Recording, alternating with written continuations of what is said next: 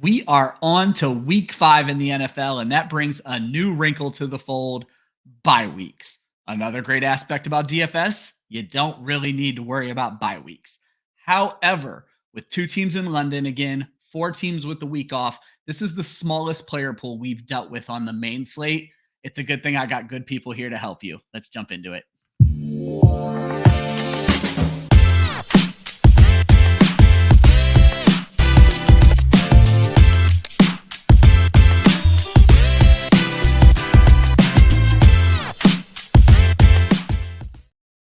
What is up? Welcome to Club Fantasy's DFS Academy. I am your host, Ryan Weisse, and we are here to help you build some cash and GPP lineups. I am lucky enough to sit between the 2 smart kids in class. Let me go ahead and introduce them. Kelly in Phoenix, Kelly Singh, is here to help you with those tournament builds. How are you doing this evening, Kelly?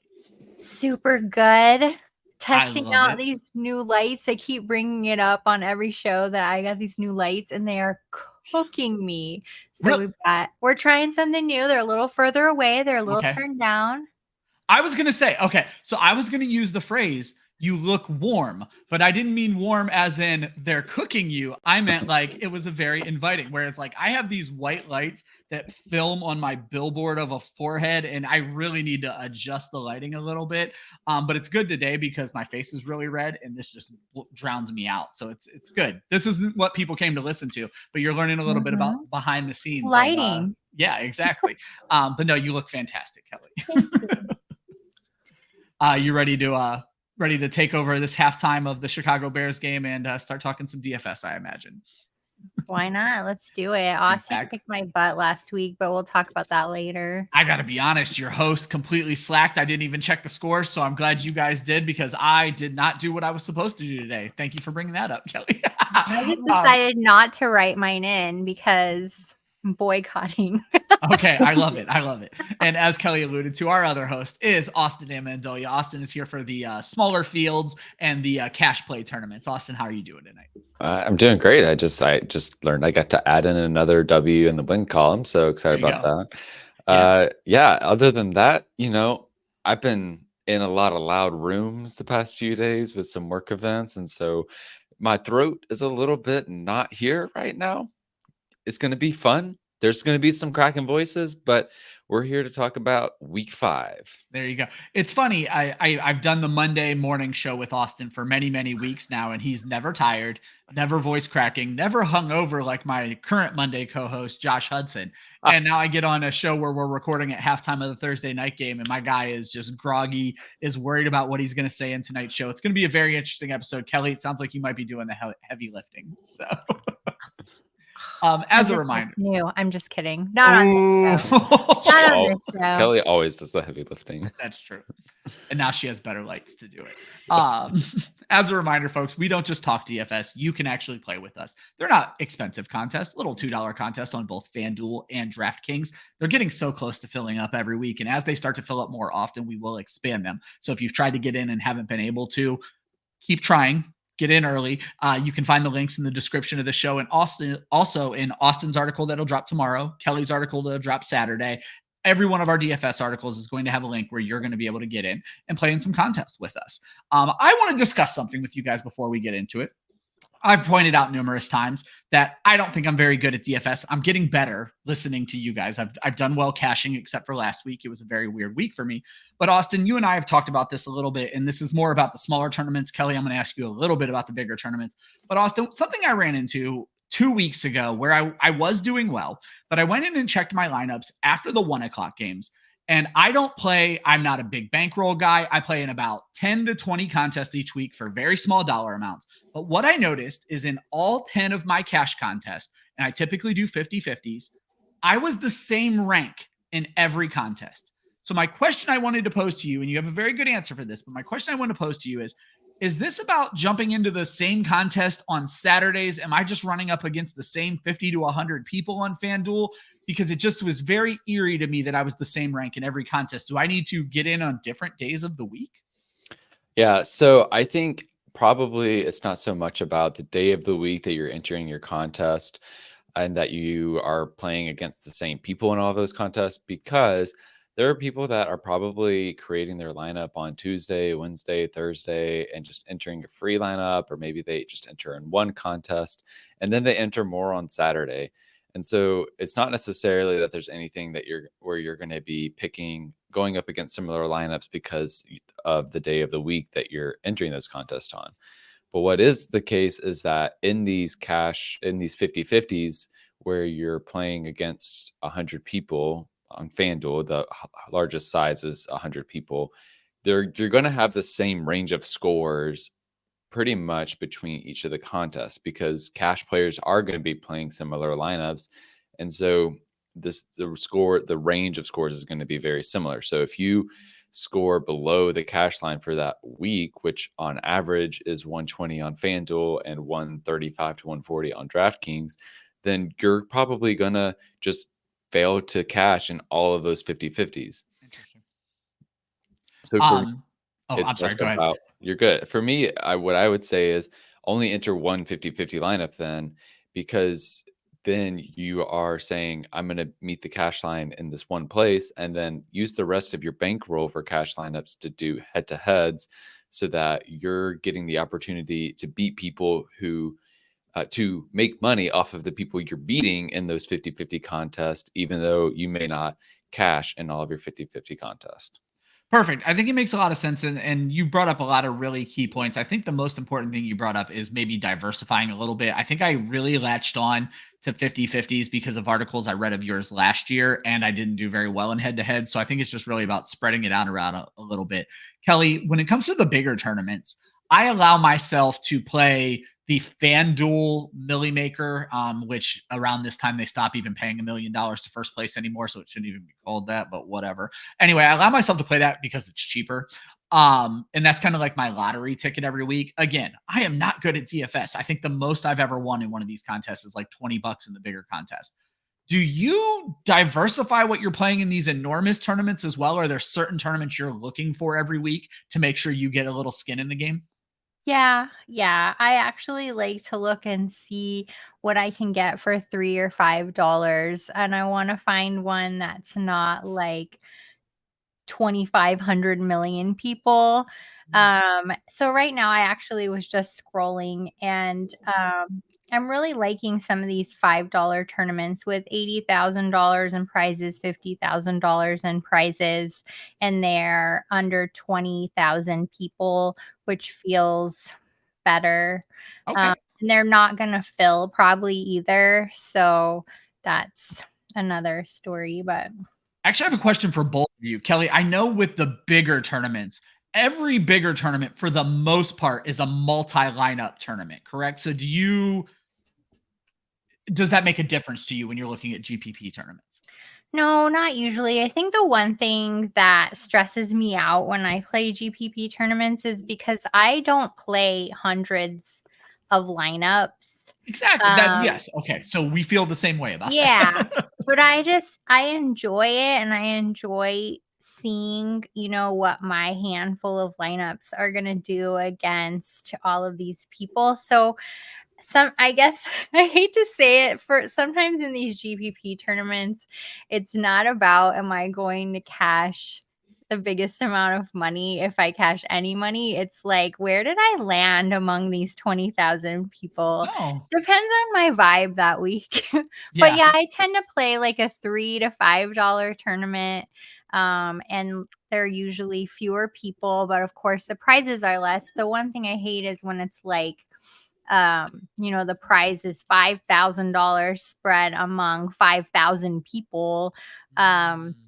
So the top prize is not going to be all 5,000 don't win, obviously, but still. Yeah, no, that's a really interesting way of looking at it, though, where you see how many people are in the tournament versus the dollar amount. I bet there's probably something to that. So. I think there is. That's kind of how I look at it. I want to find one where I feel like I'm potentially could get a big prize, but it's just I think fun. It makes a lot of sense.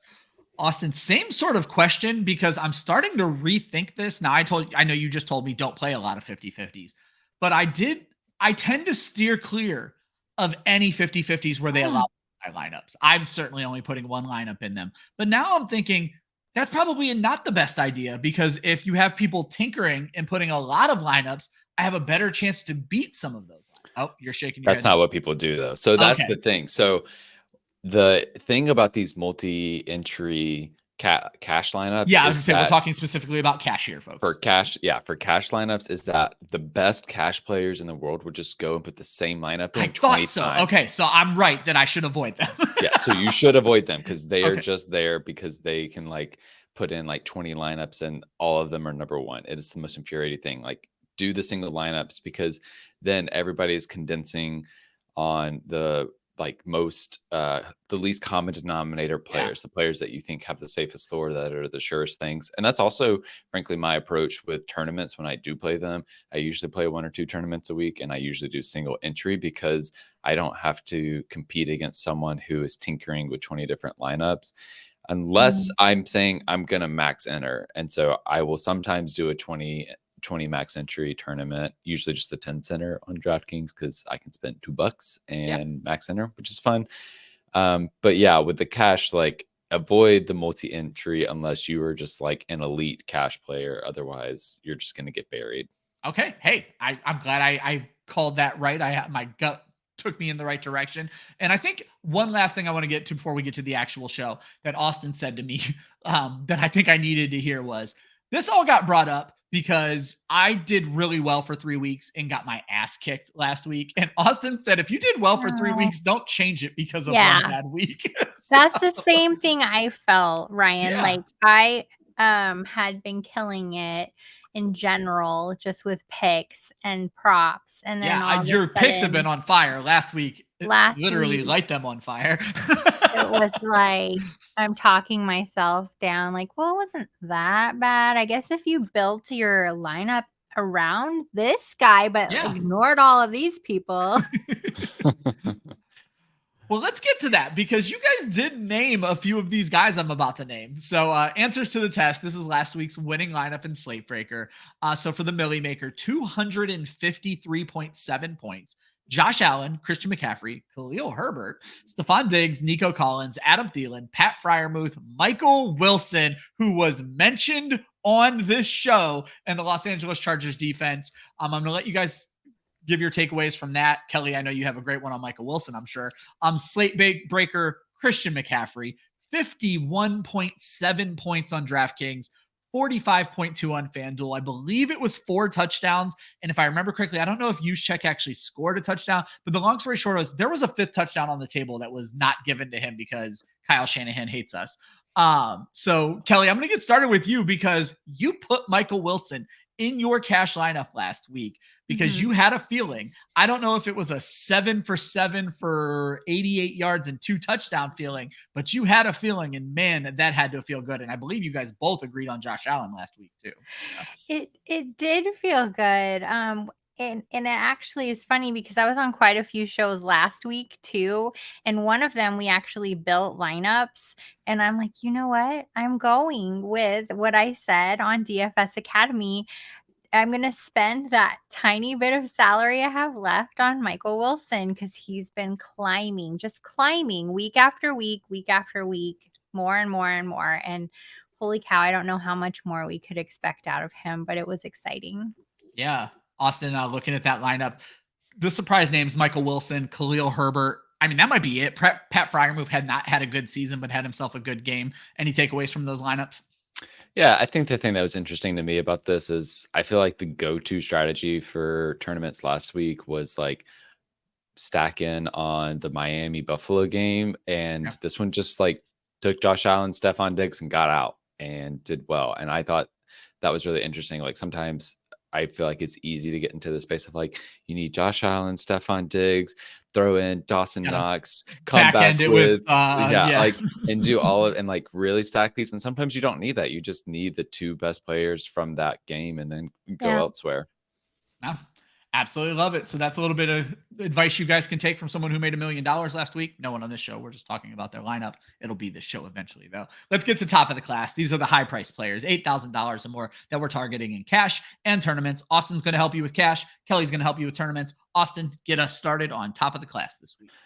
Yeah, so I got to go with just Justin Jefferson. He is $9,400 on DraftKings and $9,200 on FanDuel. I just want to throw out, I freak out when I see those salaries. I do DFS rankings over at Football Guys. I'm a part of a consensus. I'm not just giving people advice, but I'm a part of a consensus. And when I see those prices, I have to move them down my rankings. It's just such a problem for me. Yeah, I mean, I hear that. There's some players that you go for it no matter what. So Justin Jefferson only has one game so far this season without double-digit targets, and in that game he had 9 targets, so that's still pretty dang good. Yeah. The thing I also like about this game is that the Vikings are 3.5-point underdogs, so I expect that they're going to be trying to feed Jefferson to stay in this game.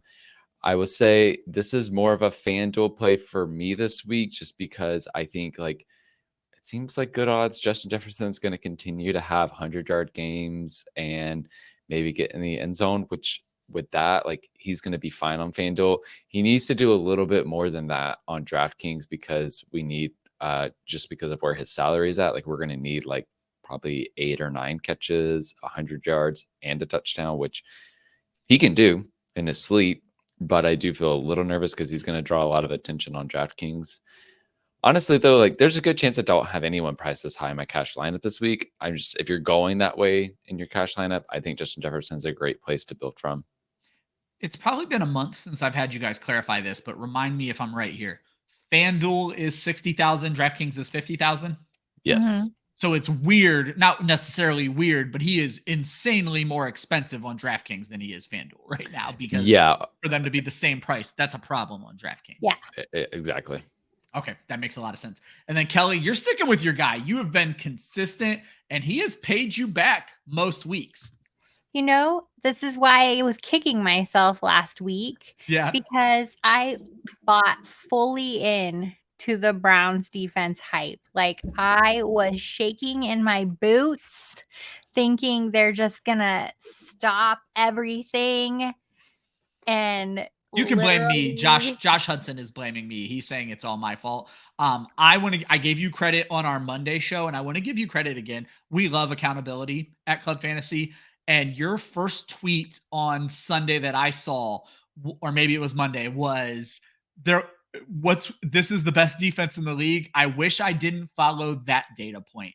And I think that's such a wonderfully nerdy thing for us to buy into, is we took that data point and my God, did we run with it? Yeah, because it's not just a ranking overall, or it's not just, input. There's actual data behind it.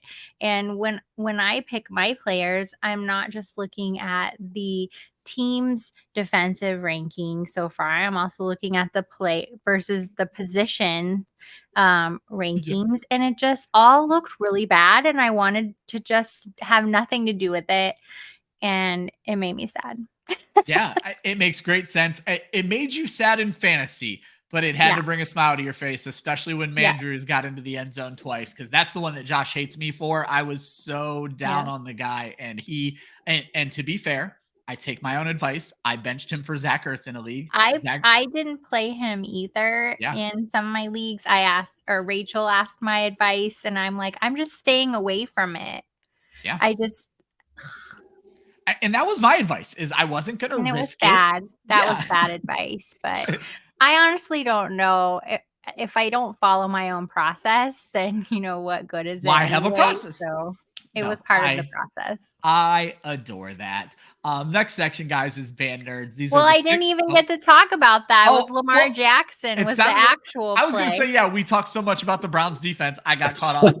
Let's talk about Lamar Jackson and why he's a good play this week, Kelly. My apologies. Well, if the Browns are the best they're going to throw at us this year, then I feel like we should play Lamar Jackson every week, because he's just going to steamroll. He's going to score touchdowns. He's going to give you rushing yards. He's going to give you passing yards. He's going to give you passing touchdowns.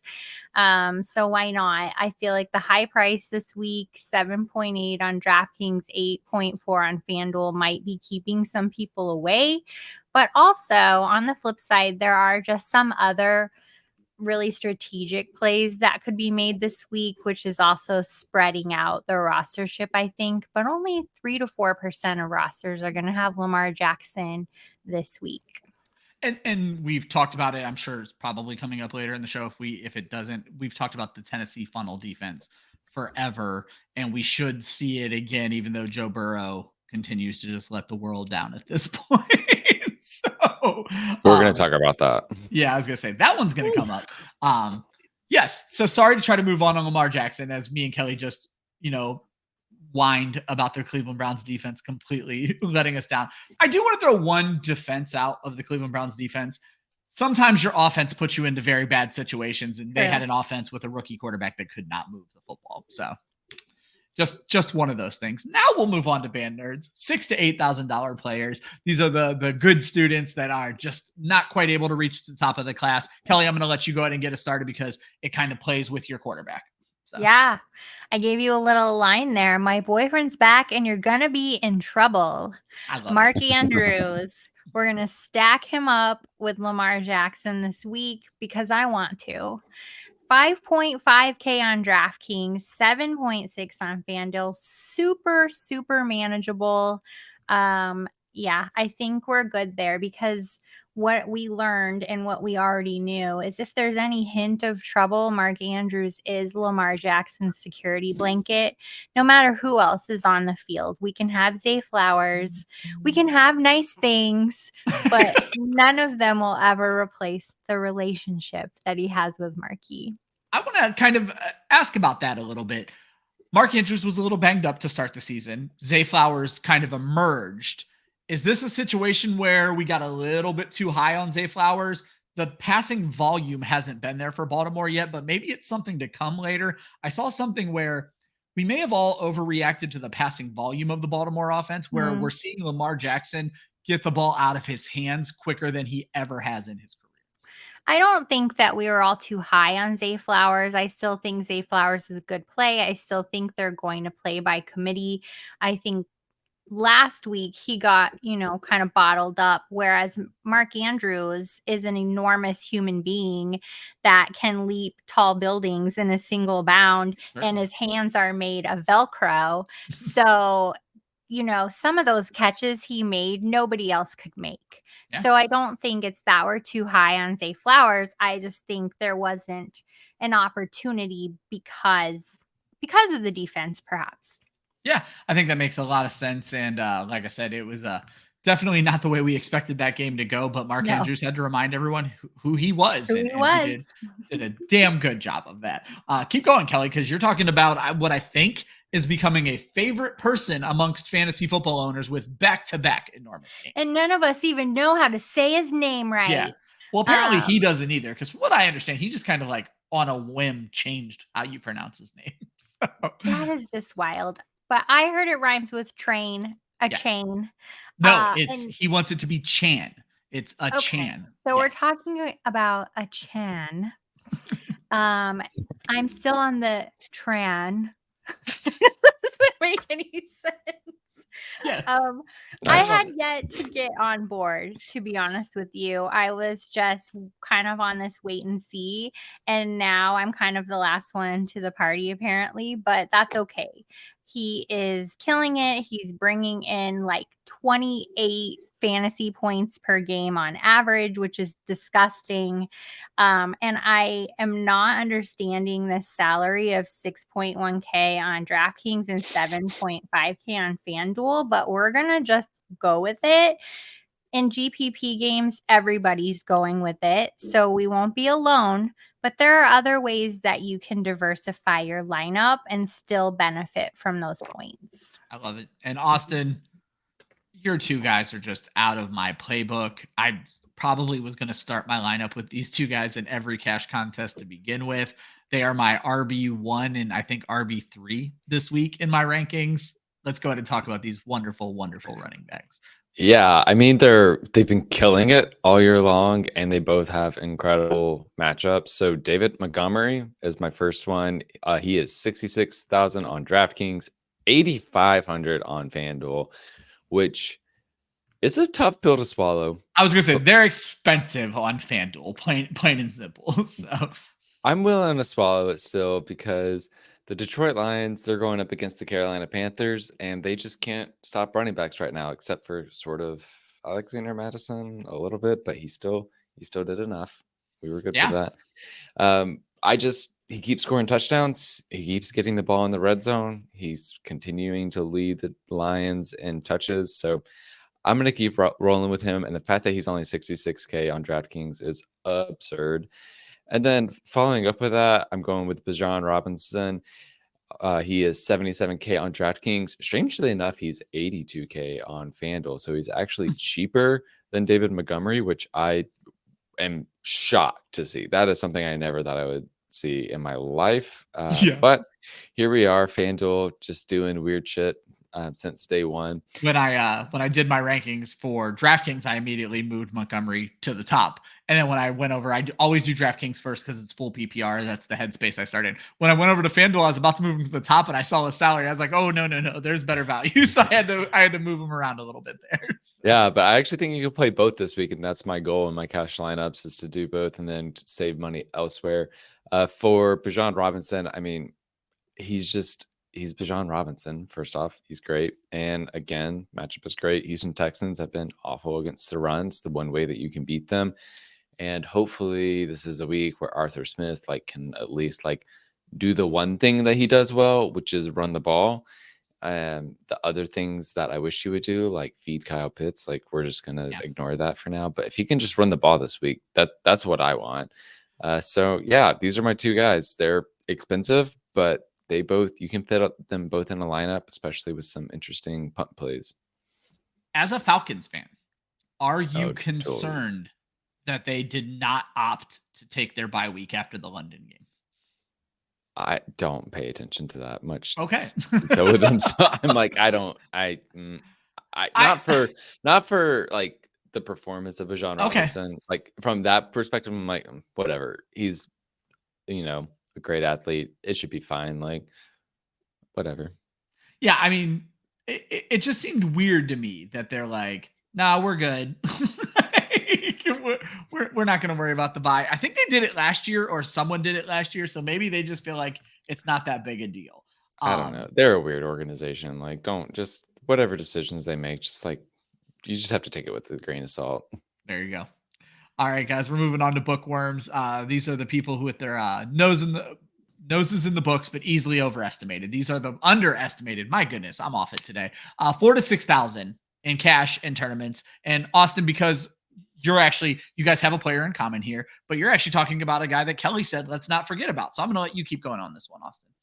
Yeah, so I believe you are referencing Zay Flowers, who is $5,500 on DraftKings, $5,900 on FanDuel.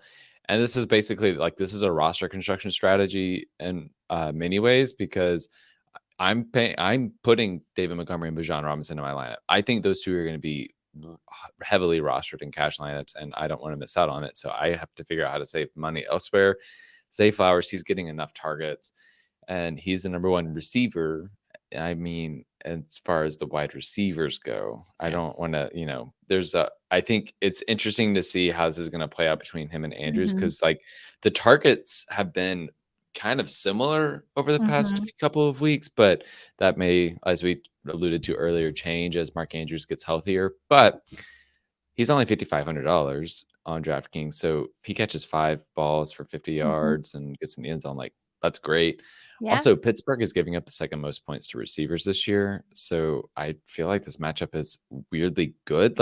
Typically, I'm afraid to pick players against Pittsburgh, but their defense just hasn't been with it so far this year. So I'm in on Zay Flowers. I saw numerous Pittsburgh Steelers fans just embarrassed by what their team did against Houston last week. And that was an offensive line they were supposed to be able to beat up. They're getting terrible play out of their corners, but even their pass rush outside of TJ Watt is not playing well. I think they're really missing Cam Hayward in the middle there. So. Yeah, for sure. And then you got a running back as well, a running back going up against the most beautiful matchup in the entire world based on what they did against the Miami Dolphins 2 weeks ago. Yeah, so I have Breece Hall as one of my options. He is $5,400 on DraftKings and $6,500 on FanDuel. I will say I am a little bit nervous to read too much into this matchup because NFL teams don't score 70 points every week, and they don't put up the amount of rushing yards that the Miami Dolphins did on the Denver Broncos in week 3. So that is definitely skewing the fact that the Denver Broncos are currently, by the numbers, the best matchup for running backs in the league. However, they still have been not doing great against other teams, against the running game. And most importantly for me when it comes to Breece Hall is that Robert Saleh said that he is no longer on a pitch count. That's all I need to be all systems go with Breece Hall at this price. If he's not going to be limited on snaps and he can get 15 touches in a game at this salary, that's all I need.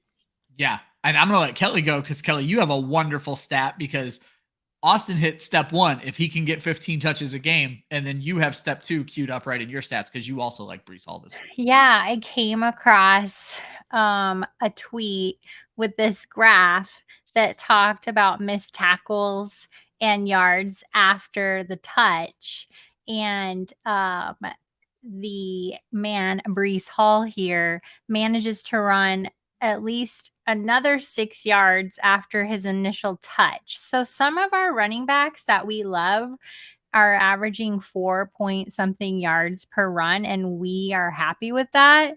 But apparently with Breece Hall, we'd be getting a lot more. And for this price, I'm into it. The only other running back who's getting like 6.8 yards after the first touch is Achane. Well, I wanted to throw out a little context to go with this Breece Hall stat because I found it very interesting as well. Is you said he's just over 6 yards after contact. He's also averaging 6.6 yards or 6.8 yards per carry, which means my man is being touched less than a yard from the line of scrimmage every time because his offensive line is garbage. That's what Breece Hall is doing point right now. Yeah. I did not even like math that, but I'm thinking. I saw the same tweet you did, and I had actually been harping on his yards per carry earlier in the week, and I was like, holy shit, like that line is so bad right now. So. And I also think about the athleticism too of Breece Hall and of Achane and how they're even able to break tackles too. And that's a really important factor, I think, as well. Such a great point. And it, like I said, if you combine what these two folks have just said, 15 touches, 15 carries, 6 yards per carry, that's 90 yards right off the rip. If my man finds the end zone once, twice, 3 times a lady, it's going to be a really, really great Breece Hall week. I love how we always bring music into this. You do. It's great. And then Kelly's personal ATM, another favorite. My personal ATM, Sam LaPorta. I know that sounds horrible, but anytime I put money on him, money just comes back. Yeah, it's nice how that works. So he's just 5K on DraftKings, 6K on FanDuel. I honestly think that people are not sure if this is real. Is this motherfucker real? I mean, I think so. He's breaking records. He's got, I have it in here. I'll tell you real quick. Where did it go? There it is.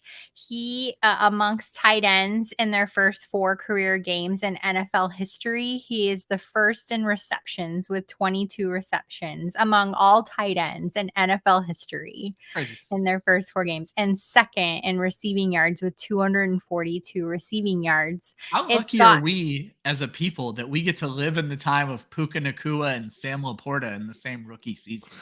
It is so crazy. And the best part of it is that people know that the historic record for tight end rookies is not great. And so everybody stayed away from him. But because I have some weird fetish with that position, I snatched him up everywhere. It worked out really well for you, didn't it? Worked out really well. Yeah, I absolutely love that. Guys, before we move on to the rest of our picks for this show, I want to remind everybody you can play DFS with Kelly, with Austin, with me, and with a lot of other people from Club Fantasy. And that is on DraftKings and FanDuel. You'll find links to play with us in the description of this video and in all of Club Fantasy's DFS articles. My favorite category, the Ryan Weisse category, C's get degrees, punt plays of the week, players that are going to cost you less than $4,000. And typically we mean DraftKings on that. Everything's a little bit more expensive on FanDuel. But these are the punt plays. Austin, go ahead and get us started. Yeah, so I'm going to start with my namesake, apparently, Calvin Austin, who is $3,500 on DraftKings and $4,800 on FanDuel. He's getting 5 to 6 targets a game. Whew. Period. Like that's all I care about at this And point. he's fast. Sure. I haven't really watched him that much. I believe you. I'm looking at the targets here. I not gonna lie. That's literally my analysis for this is that I am paying up for Bijan Robinson and David Montgomery. So I got to find some down bad receiver to pay for on DraftKings, and 35K is perfect for my salary savings. And with that target share, I'm very happy to go with Calvin Austin. Also, Baltimore Ravens, they've been kind of mid against receivers. So I'm not I would typically be a little bit afraid of this lineup, but I think Pittsburgh's going to be playing from behind. And if he catches 5 balls, I'm probably just feeling great about where we're at. I don't even know if I need him to get into the end zone, but he's like a tight end at this point. Like if he does fall into the end zone, automatically we're good. And otherwise, 4 or 5 catches, I'll be sitting pretty. Now, if he zeroes me out, it'll be fine, I think, right? I think we can make up for him failing this week at that salary. He's cheap enough. He lets me do what I want elsewhere. Yeah, I want to throw out, you mentioned the Ravens are mid. The Ravens are only mid because of what they did to the Browns last week. They were actually getting beat up pretty bad by wide receivers before that. Michael Pittman and Josh Downs both had good games. T. Higgins, Tyler Boyd, Jamar Chase had a decent game. Nico Collins, Robert Woods both had good games in week 1. So they were getting beat by wide receivers until they just beat the hell out of the Cleveland Browns last week, something that has been a theme of the show. And you also have a tight end pick for us, Austin.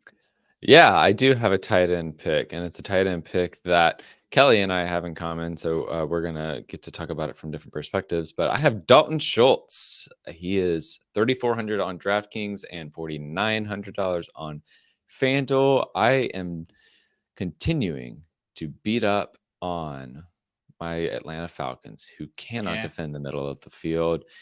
And, last week we went with the receiving yard over for Christian Kirk. Because of this fact, it worked out. He helped us out. Spoiler alert, might be doing the same for Dalton Schultz. He's Atlanta has given up the 4th most points to tight ends, and they have faced the likes of Hayden Hurst, OG, Luke Musgrave, Sam LaPorta, and Evan Ingram. So they are getting shredded by 2 rookies and 2 tight ends who accumulate all of their fantasy points in 3 games a year. Yeah. So I feel good about going with Dalton Schultz. It's not like Atlanta's faced Travis Kelce and is giving up all of these points. It's these are all mid tight ends. So sure, let's go with it. Dalton Schultz. Perfect. And then Kelly, you mentioned there were going to need to be some punt plays in your lineup as well. And you actually like the same punt play as Austin. Yeah, I think Calvin Austin is a good value here. He just had the one kind of off week, and I was just checking the snaps, 90% of the snaps. So there's tons of opportunity that's happening there. And if you're going to give it to me for 3.5K, then okay. But I'm going to throw you a curveball because along the same lines, and I don't know how this is not on my sheet, but why not Michael Wilson again this week? 100%. 3,700 against a completely downtrodden Bengals team. And he's obviously found chemistry with Josh Dobbs. He's projected for 8+ points this week, and at 3.7K, we should buy into that. And I know it's because people don't believe in the Cardinals and they don't believe in Josh Dobbs. I'm still on the fence about Josh Dobbs myself, but he's making those connections. He really, really is. And Kelly, you'd be proud of me or maybe embarrassed by me. We'll find out after I tell you the advice I gave earlier, but I had the same person ask me a question on Tuesday and then again today, and my answer changed. He said, Trevor Lawrence or Josh Dobbs. And I said, I'm not ready to start Dobbs over Trevor Lawrence yet. I looked at the numbers today. You brought it up, that Bengals defense. I am, in fact, in a league starting Josh Dobbs, not over Trevor Lawrence. But I told this guy I would start him over Trevor Lawrence, and I moved Dobbs ahead of Lawrence in my rankings. So I am starting to believe in this Arizona Cardinals, especially against a putrid Cincinnati Bengals team. Cincinnati. The only other thing I had I've never heard that before. Cincinnati. Yeah. But the only other thing I had here in this low thing is we always tend to just throw in a defense because sometimes that's all you can go. But I didn't find one that I super loved on FanDuel except the Indianapolis Colts at 3.8K on FanDuel, 3.2K on DraftKings. And if they can limit Hopkins, I think they'll be okay. The secondary is their worst problem. But I think he's really all they have to deal with. I love it. We all have to start a defense. I love that you threw one in there. All right, guys, we're getting close to the end of the show. They're going to announce their lineups. We're going to talk about last week's winners. But before we do that, let's talk some prop bets. It's the prop quiz brought to you by BetStamp. BetStamp, if you have not remembered from the exact same thing I read every single week, they funnel all of your betting and DFS into a single place to help you get the best bang for your bets. You can use the link in the description of this video, and they'll help you get signed up and get your bonuses from whatever sites are available in your state. You'll be winning in no time. As I mentioned, they help with prop bets, and so do my co-host, Austin. Looks like you want to talk about Thrive Fantasy, who used to be a Club Fantasy sponsor, but we haven't worked with them in a little while. Yeah, well, fun fact, they are an app that I found through BetStamp. That's why I wanted to there talk you about go. them. I clicked that little link in our description, and it was like, hey, Thrive Fantasy. They're one of the apps available in North Carolina as well as 22 other states. And you join through that link, you get a 100% deposit match bonus. So that was very nice to play with. They are very generous. Thrive is, and Thrive was the first site that I played on that you started doing those like promo bets where they give you like just get over a half a yard. They were the very first site I know. They may not be the first ones to have ever done it, but they were the first ones I noticed doing it. So. Well, how much did you deposit, and what is my royalty through BetStamp? Yeah. That's a great question. I'll be honest. Josh used to keep me in the loop with our sponsorships and everything. You know, people love when we talk money. And I'm sure Josh is just loving every bit of this, but he doesn't even keep me in the loop anymore, probably because I don't ask enough questions. So I don't know if we're making any money or where that money's going, Joshua. I'm joking. It's certainly going towards our women of fantasy football rosters, but that has everything else to do with everything else. Let's get to the prop bets and out of this awkward situation. Yeah, hilarious. So the point of me bringing this up is I'm going to start throwing out Thrive Fantasy. I love it. Prop lines when we can.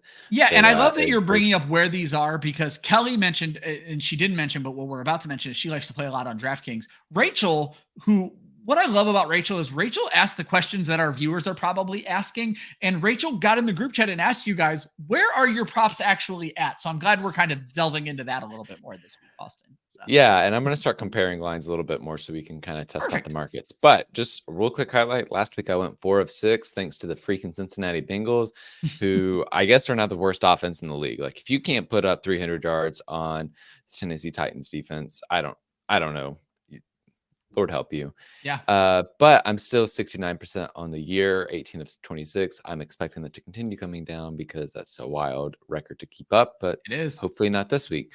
So mine, I'm going to blaze through these. So Kelly mentioned Lamar Jackson. I'm very in on him this week as well. I'm taking the over. He's 200.5 on Underdog, 201.5 on Thrive. So I would prefer the underdog line, but if you're building a 5-legger on Thrive, he's available there as well. CJ Stroud over 246.5 yards, both on both apps, Underdog and Thrive. I just like this one because the Falcons, they're going to get beat up. That's basically how I'm approaching this. Similarly, getting beat up over the middle of the field, Dalton Schultz over 27.5 receiving yards, again on both of those apps.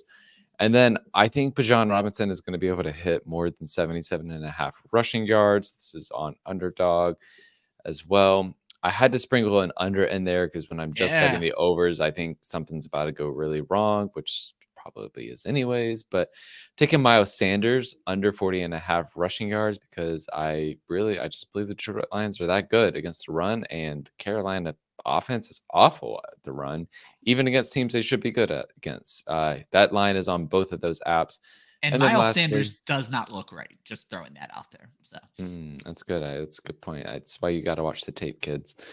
And then also taking the David Montgomery over 70.5 rushing yards.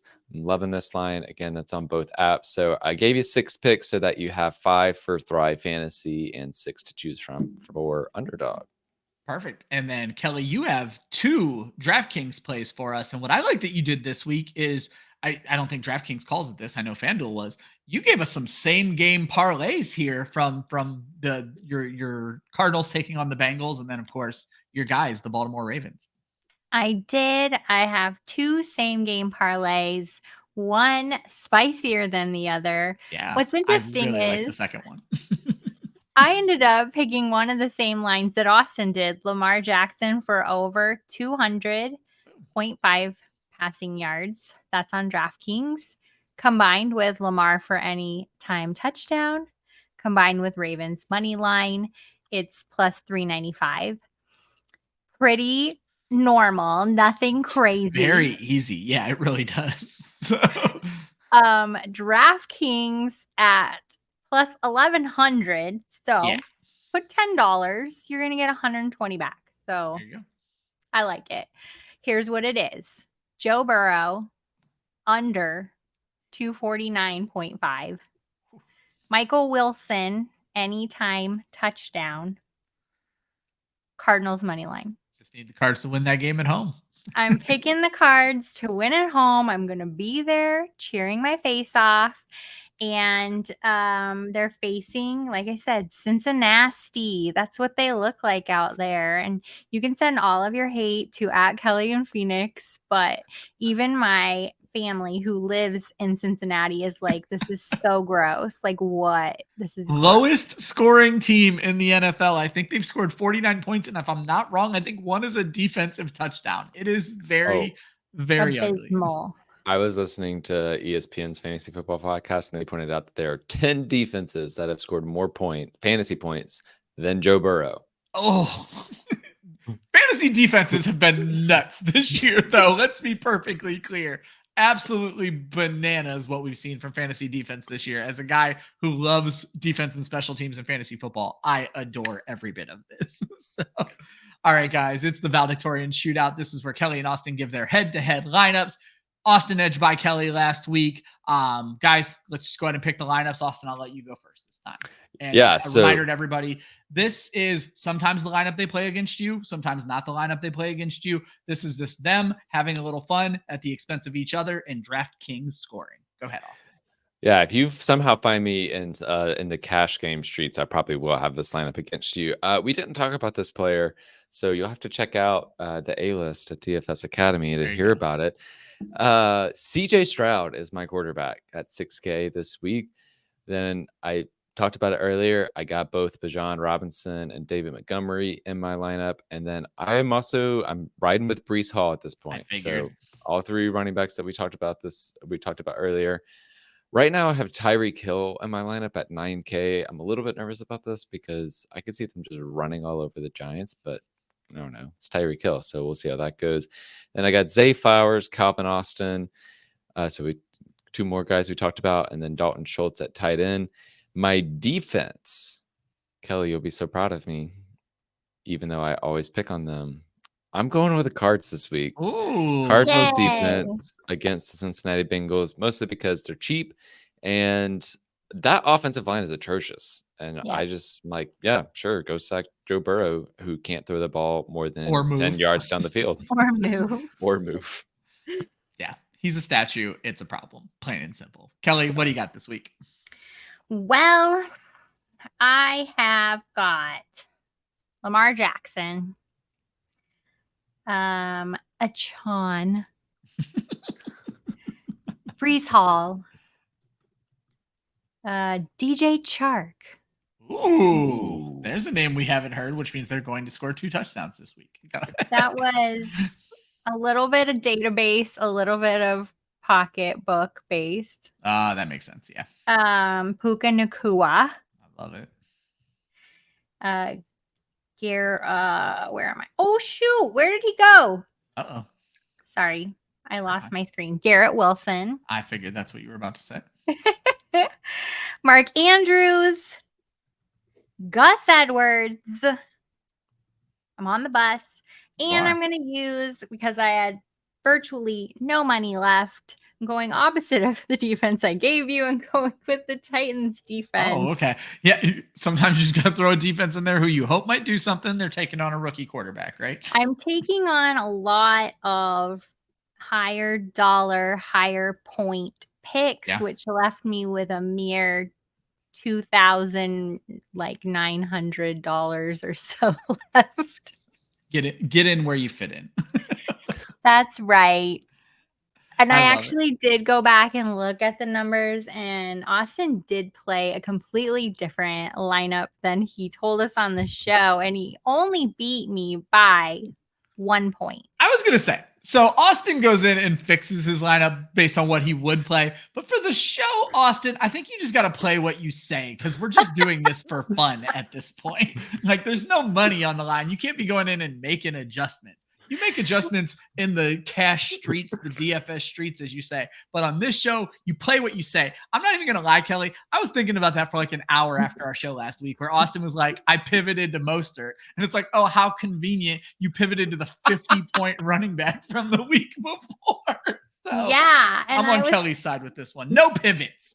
I mean, even if he had not pivoted, he still wouldn't have won. I was thinking the same thing, but it would have been like, I mean, we got crushed by our community this week, to be honest. We did. Yeah, let's get to that. Join the class. For the last time tonight, you can play with us. Links in the description, links in the articles. Last week, OTA top Troy, second time with a win on DraftKings, 183.22 points. And is it ERTIT? I'm not going to say anything inappropriate on the show. We're just going to spell your name out.